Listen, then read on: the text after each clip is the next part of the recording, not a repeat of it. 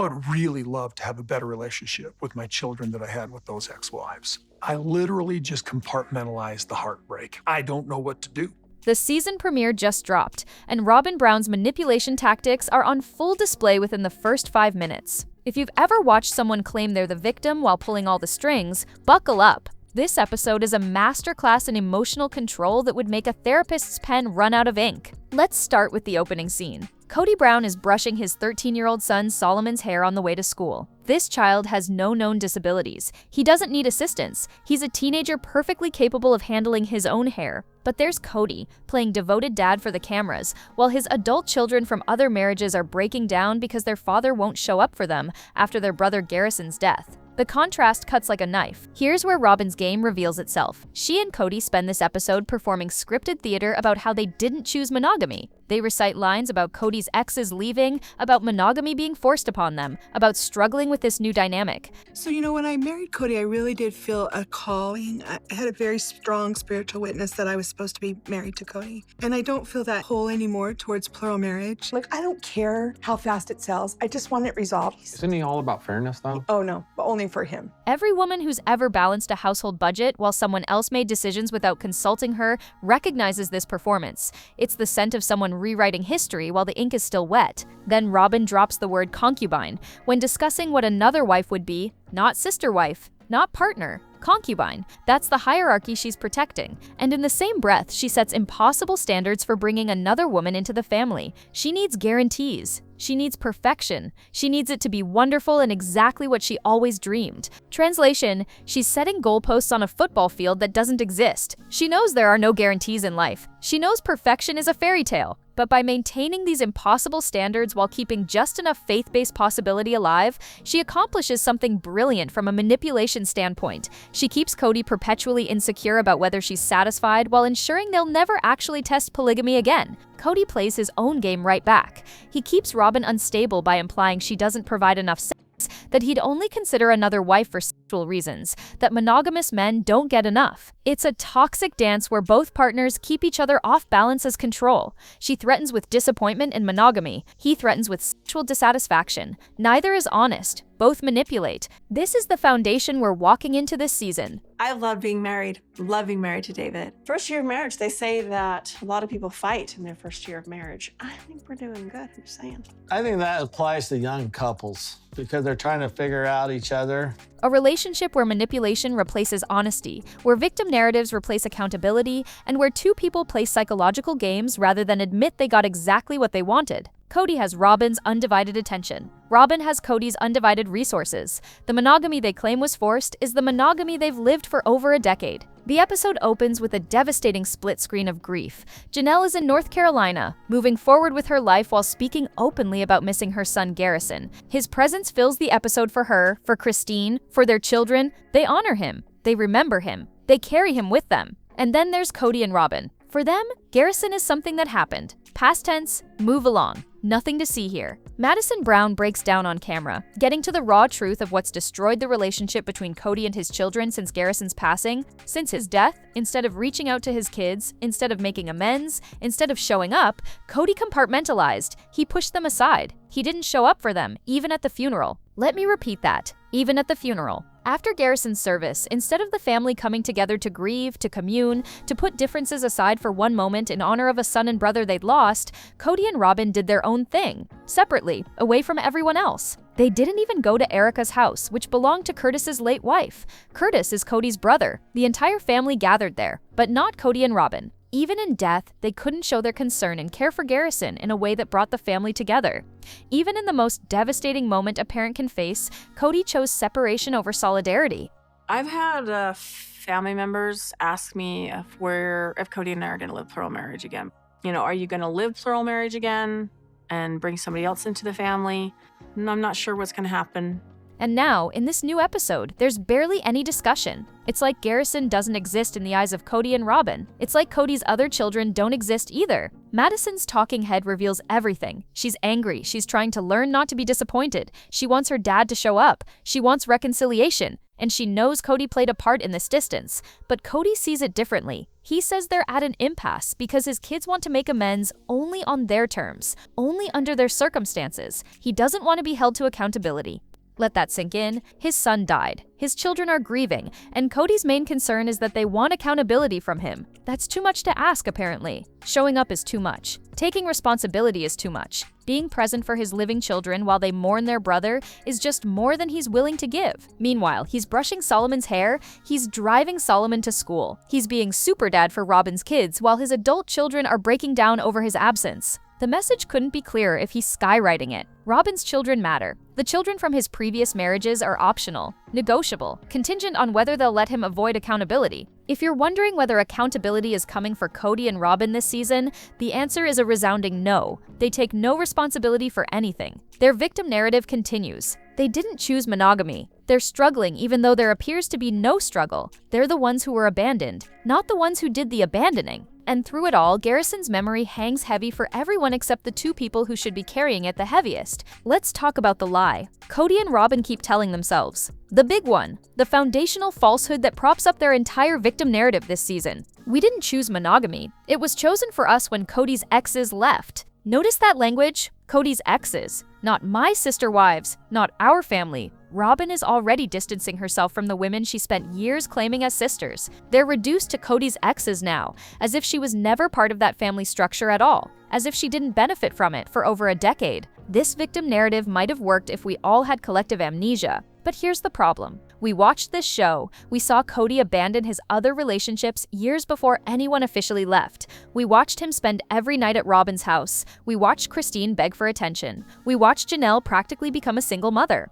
We watched Mary exist in a marriage that hadn't been real for over 10 years. They lived monogamously while calling it polygamy. That was the arrangement, and everyone knows it. Then comes Mary with the most devastating truth bomb of the entire episode. When Robyn and Kody complain about not choosing monogamy, about being forced into this situation, Mary cuts through the performance with surgical precision. I chose me. I didn't have a relationship with Kody, and I barely had one with Robyn, and I wasn't willing to do that just so she could say she lived poly. There it is. The real reason Robyn wanted Mary to stay. Not for sisterhood, not for family, not for any spiritual purpose. So Robyn could maintain the appearance of living polygamy, while Kody devoted himself entirely to her. Mary was supposed to hang on, stay in a marriage where she had no relationship with either of them, just so Robyn's polygamy credentials stayed intact. And Mary said no. She chose herself. She walked away from being a prop in someone else's performance. The comment section on Reddit exploded with this observation. One viewer summed it perfectly. It's like they're saying they didn't choose monogamy, and yet we all know they lived in a monogamous marriage for years, because he didn't spend time with Christine, and he didn't spend time with Janelle, and he certainly hadn't been in a relationship with Mary for more than 10 years. If Kody and Robyn actually admitted they chose monogamy, they'd have to admit their failures at the lifestyle they claim to champion. They'd have to acknowledge that Kody abandoned all his other relationships and children for Robyn. They'd look like the selfish individuals everyone's been saying they are for years. So instead, they lie to themselves. They pretend monogamy was forced upon them. They act like victims of circumstance rather than architects of their own choices. And they seem to think viewers are stupid enough to believe this rewritten history. Here's the other piece that makes no sense. If they didn't choose monogamy and they're so unhappy about it, then they don't have to stay monogamous. Robyn could leave. She's not trapped. She could go find herself a nice polygamist family if that's what she really wants. But she's not going anywhere, because this is exactly what she wanted all along. Now let's examine how Robyn keeps Kody on his toes. Her primary weapon is simple but devastatingly effective. She constantly reminds him that she never would have married a monogamist. In this episode, Kody asks her directly, "If I had been pursuing you and I didn't have other wives, how would you have treated it?" Her response comes without hesitation. "Would have said the same thing to you. I wouldn't have even been open to him." Translation: You're not good enough for me as a monogamist, Kody. You only got me because you came with the polygamy package. And now that we're monogamous, well, this isn't what I signed up for. This keeps Kody perpetually insecure in his marriage. He feels like he's not enough for her, like she's settled for less than she wanted. Like any day she might wake up and decide this monogamous situation doesn't meet her standards. It's brilliant manipulation disguised as honest vulnerability. But here's what makes this particular manipulation so rich with irony. Robyn is pretending she's never been in a monogamous marriage before. Like this is some foreign concept she's struggling to understand. Like she doesn't know how to navigate a relationship with just one man around all the time. Ladies, let me refresh everyone's memory. Robyn was married to David Preston Jessup. They were together for 10 years, married for 8 of those years. That's not a brief starter marriage. That's nearly a decade of monogamous relationship experience. She knows exactly how this works. She had 3 children with David in a completely monogamous setup.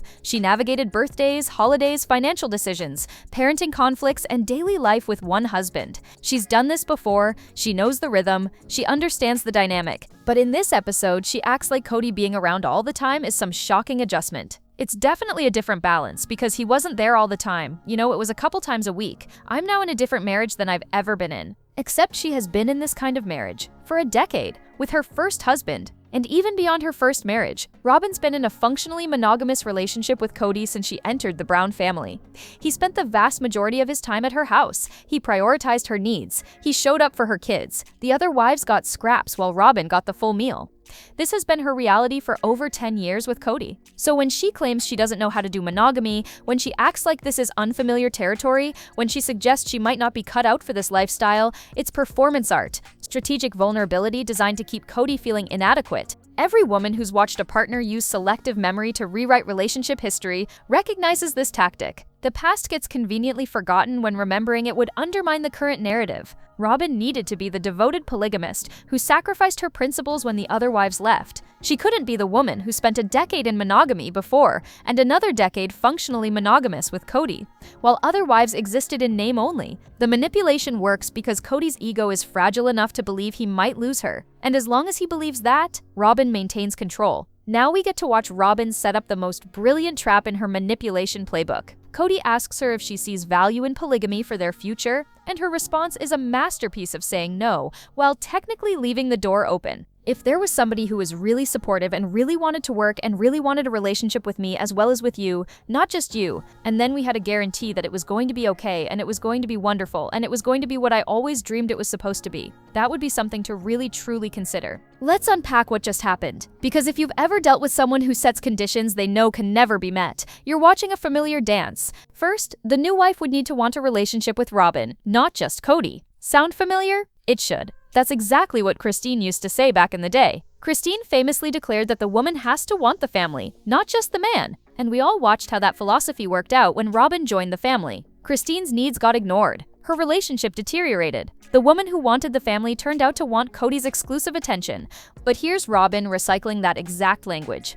The new wife has to want her, has to prioritize relationship with her, has to make Robyn feel special and included. It's the same standard that failed before, now being presented as a requirement for the future. Then come the impossible layers. They'd need a guarantee it would be okay, a guarantee it would be wonderful, a guarantee it would match what Robyn always dreamed polygamy should be. Every woman who's lived more than 4 decades on this planet knows there are no guarantees in life. There are no guarantees in marriage, in family relationships, in business partnerships, or in what you're having for dinner, because someone might burn the chicken. Guarantees don't exist. Perfection is a fairy tale, and dreams rarely match reality, even in the best circumstances. Robyn knows this. She's lived it. Her first marriage didn't come with guarantees, and it fell apart. Her polygamous marriage didn't come with guarantees, and 3 wives left. She understands better than most that you can't pre-order a perfect outcome. So why set these standards? Because they're goalposts that will never be reached. She's essentially saying, sure, I'd consider polygamy again if unicorns were real and rainbows tasted like chocolate and gravity took Tuesdays off. It sounds like she's open to the possibility while ensuring the possibility never becomes reality.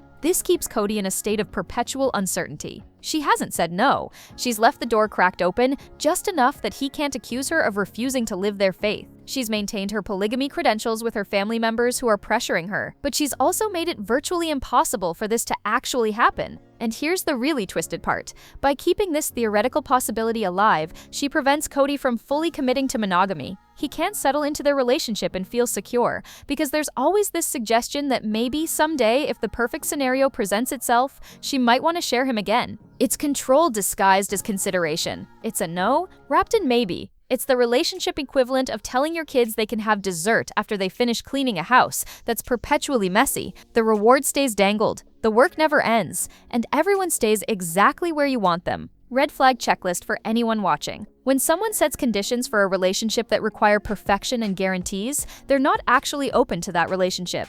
They're managing your expectations while maintaining control. It's a tactic women have seen in partners who say they'll commit when the timing is right, or they'll change when things settle down. The timing is never right. Things never settle down. And the person setting impossible standards gets to avoid accountability for never following through. While Robyn keeps Kody insecure about whether she's satisfied with monogamy, Kody has his own manipulation tactic, and it's exactly as gross as you'd expect. He keeps Robyn unstable by constantly implying she doesn't provide enough sex.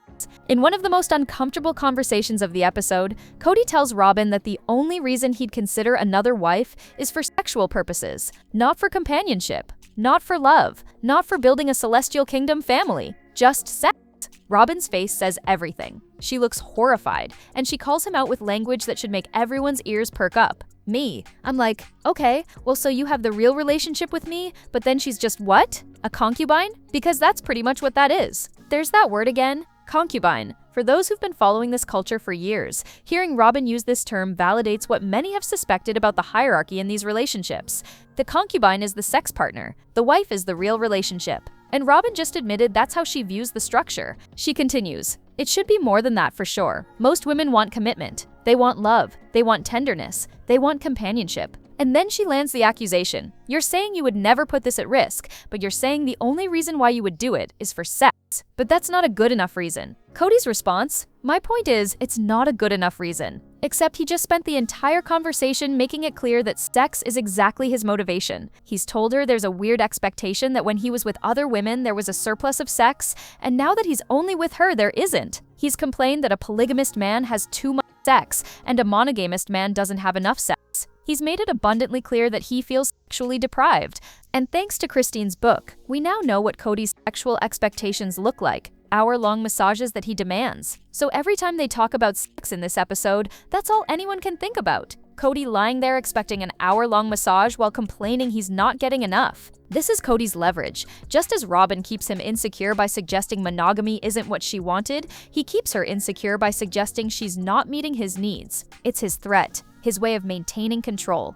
His reminder that if she doesn't perform adequately, he has scriptural justification to look elsewhere. In a later talking head, Robyn defends their sex life. She says there's nothing wrong with it. It's never been a problem. She doesn't understand where this narrative is coming from, but the damage is done. Kody has planted the seed that she's inadequate, that he's suffering, that he has needs she's not fulfilling. It's manipulation through sexual pressure. And every woman who's had a partner weaponize intimacy to gain the upper hand in a relationship recognizes this tactic immediately. The real kicker? Kody admits that if he brought in a new wife, he'd only want her if she was a diamond who loved Robyn, wouldn't feel jealous, and wouldn't feel compared to what he has with Robyn. But here's what he's not saying out loud. If Kody added a new woman, Robyn would become the old wife, the worn-out option, the one being compared. The new woman would be the shiny object getting all his attention and validation. Robyn would experience exactly what Christine, Janelle, and Mary experienced when she entered the family. She'd be on the receiving end of the neglect she benefited from for years,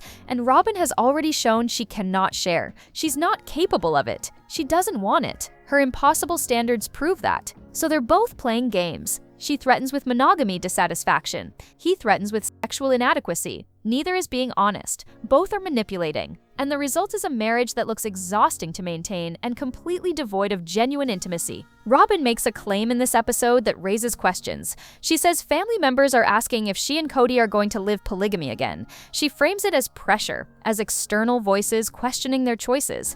The Reddit community immediately went into detective mode. Who would be pressuring Robyn about this? Who does she talk to? Where is this coming from? Let me connect some dots for you.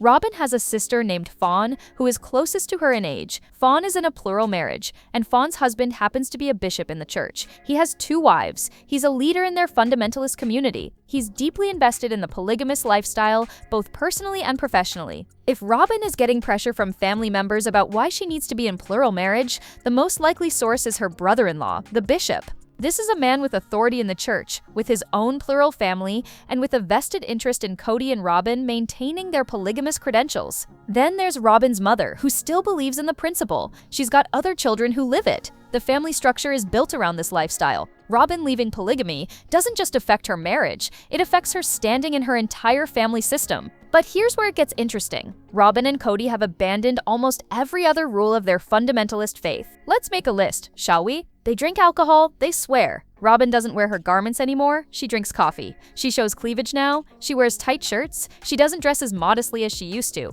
They've thrown out rule after rule, conviction after conviction, standard after standard. In fundamentalist Mormonism, you don't get to pick and choose beliefs like a buffet. It's not a situation where you can drink coffee and swear and skip garments, but still claim the celestial kingdom through polygamy. You have to believe all of it, or it all falls apart. The doctrine is interconnected. The rules support each other. You can't pull out one thread without the whole thing unraveling. So when Robyn claims she's being pressured about polygamy while simultaneously violating nearly every other tenet of the faith, it raises the question, does she actually believe anymore? Or is polygamy the one principle she's clinging to for other reasons? Maybe it's about looking good in front of family. Maybe it's about not wanting to appear as a failure. Maybe it's about maintaining her queen wife fantasy, where she would have been the fourth wife who secured everyone's place in the celestial kingdom. Or maybe, just maybe, it's about keeping leverage. Because if Robyn fully embraces monogamy, if she tells her family she's done with polygamy, if she closes that door completely, she loses her primary tool for keeping Kody insecure. She loses the "I never would have married a monogamist" card. She loses the ability to remind him constantly that this isn't what she signed up for. The pressure from the bishop brother-in-law might be real, but Robyn's response to that pressure serves her purposes perfectly. She gets to maintain her faith credentials with family, while using that external pressure as justification for keeping Kody perpetually uncertain about whether she's satisfied. Let's lay out exactly what Robyn and Kody have abandoned while claiming polygamy still matters to them. Robyn doesn't wear her sacred garments anymore. For those unfamiliar with fundamentalist Mormonism, garments are considered a covenant with God. You wear them as a constant reminder of your dedication to the faith. Removing them is a significant statement about your commitment level. She drinks coffee in their religion. That's explicitly forbidden. It's part of the word of wisdom, a health code that faithful members follow strictly. Coffee isn't a minor infraction. It's a clear violation. She drinks alcohol. Same issue. Their faith prohibits alcohol consumption, but there's Robyn openly admitting they partake. She swears. The language that comes out of both Kody and Robyn's mouths in recent seasons would have been unthinkable in their earlier years on the show. She shows cleavage. She wears tight clothing. The modesty standards she once followed have been completely abandoned. In one scene this episode, she's wearing a form-fitting shirt that previous season Robyn would never have touched. Kody has his own list of abandoned principles. Beyond the alcohol and swearing, he's abandoned the fundamental requirement of a polygamist husband, caring for all your wives and children equally. He's walked away from 3/4 of his family. Here's the theological problem they face. In fundamentalist Mormonism, you can't just throw out pieces you don't like. The entire system is interconnected. You believe in the prophets or you don't. You follow the word of wisdom or you don't. You wear your garments or you don't. You live the principle of plural marriage properly or you don't. Robyn and Kody have created their own cafeteria religion where they pick the beliefs that serve them and discard the ones that don't. They want the celestial kingdom benefits of polygamy without actually living polygamy. They want the community respect without following community standards. They want the faith identity without the faith requirements.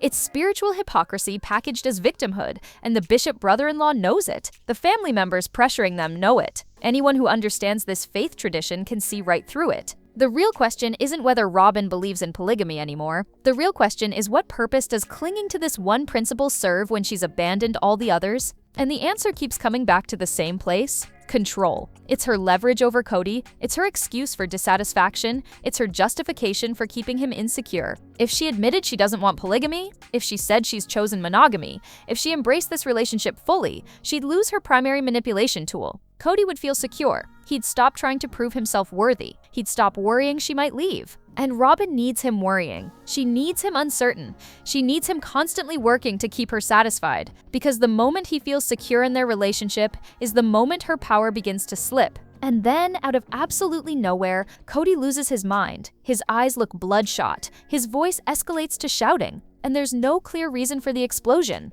They're having a conversation about polygamy and monogamy. Robyn's expressing her thoughts relatively calmly, and suddenly Kody erupts like a volcano nobody saw coming. And it wasn't fair to her, and I'm not saying it was fair to them. It's just the lifestyle we all chose. Deal with it. Well, we dealt with it. They're gone. She's here? I'm moving on. I'm a monogamist. And it pisses me off when people ask me why I want to be a monogamist still. Didn't you see the mess? He's yelling at this point, gesturing wildly, his face is red. The intensity is completely disproportionate to the conversation they were having. Robyn looks startled. She tries to calm him down. Monogamy? Does it work for you? Will it work for you? Cody's still worked up. Sounds good. No, no, no, no, no. It sounds good. I'm good. I'm good. What just happened? Where did this rage come from? Why is he screaming about people asking him questions? The entire outburst feels staged, performative, and utterly bizarre in its timing. But wait, there's more. Earlier in the episode, Kody refers to Christine, Janelle, and Mary as sister witches, not sister wives, sister witches. He changes one letter and thinks he's clever. He thinks name-calling makes him look confident. Those sister witches of yours, he says with a smirk. This is what Kody does when he's backed into a corner, when he can't defend his actions, when accountability comes knocking, when his failures are too obvious to ignore. He resorts to name-calling. He insults the women who gave him children, who built his family, who dedicated years to his vision. Sister witches, as if reducing them to a playground insult, somehow absolves him of his responsibility in the collapse of those relationships. Every woman who's watched a man deflect with insults instead of taking accountability recognizes this tactic. When you can't win the argument with facts, you attack the person. When you can't justify your behavior, you make them the villain. When you can't handle being called out, you throw a tantrum and hope everyone's too intimidated to continue. Kody's confidence level is built entirely on his ability to belittle others. He feels bigger when he makes them smaller. He feels powerful when he reduces women who challenged him to witch references and dismissive gestures. But here's what rage explosions and name-calling actually reveal. Deep insecurity masquerading as strength, a fragile ego protected by aggression. A man who knows, somewhere beneath all that yelling, that he failed, that he chose one woman over 3 others, that he abandoned children who needed him, that he let his son die without reconciliation. And rather than face any of that, he screams about being a monogamist and calls his ex-wives witches. The bloodshot eyes, the disproportionate anger, the bizarre timing of the explosion, it all points to someone who's barely holding it together underneath the performance. Someone who needs everyone to stop asking questions so he doesn't have to keep pretending he has answers. Let's step back and look at what's really happening in this marriage. Strip away the polygamy debate. Remove the religious justifications. Ignore the family pressure. What you're left with is 2 people playing twisted psychological games with each other, instead of building an actual relationship. Robyn keeps Kody insecure by reminding him she never would have married a monogamist. She sets impossible standards for polygamy while keeping the possibility alive. She makes him feel inadequate, like he's not what she truly wanted, like she's settling for less than her dreams. Kody keeps Robyn insecure by implying she doesn't provide enough sex. He dangles the threat of another wife. He makes her feel inadequate, like she's not meeting his needs, like he has scriptural justification to look elsewhere. It's mutual manipulation disguised as honesty. It's control mechanisms dressed up as vulnerability. And the result is a marriage where neither person feels secure, because security would mean losing leverage. Think about what's missing from their conversations. Genuine affection, real intimacy, actual partnership. Instead, it's threats and counter-threats, insecurity and counter-insecurity, games and counter-games. Here's the question nobody's asking. If commitment doesn't actually matter to either of them, if sex is transactional, if their relationship is built on keeping each other off balance, why don't they just become swingers? If Kody wants sexual variety without emotional commitment, let him have it. If Robyn wants the appearance of polygamy without the substance, create an arrangement, open the marriage, remove the pretense. But they won't, because this isn't actually about polygamy or monogamy or sex or religion. It's about control, and open honesty would require giving up control. The truth this episode reveals is that Robyn and Kody's relationship is boring. Underneath all the manufactured drama, they have nothing substantial to talk about. They rehash the same conversation they had last season. They play the same games, they hit the same notes. Kody's brushing Solomon's hair while his adult children grieve without him. Robyn's setting impossible standards while abandoning every other rule of her faith. They're both performing victimhood while refusing accountability. And they expect viewers to believe this is some great struggle rather than the exact outcome they both wanted. He has her undivided attention. She has his undivided resources. They got their monogamy while claiming it was forced upon them, and the only thing keeping this marriage interesting is the manipulation they inflict on each other. So here we stand, watching 2 people who got exactly what they wanted pretend they're suffering, watching mutual toxicity disguised as marriage, watching games that would exhaust anyone with a functioning nervous system. Do you think Robyn's manipulation will backfire as Kody's other kids continue distancing themselves? And which twisted game bothers you more? Robyn's impossible standards or Kody's sexual pressure tactics? Drop your thoughts in the comments below. Tap like, hit subscribe, keep those notifications on. A fresh video is already queued up, and something tells me the next round of Sister Wives drama will be even messier than this psychological warfare we just witnessed.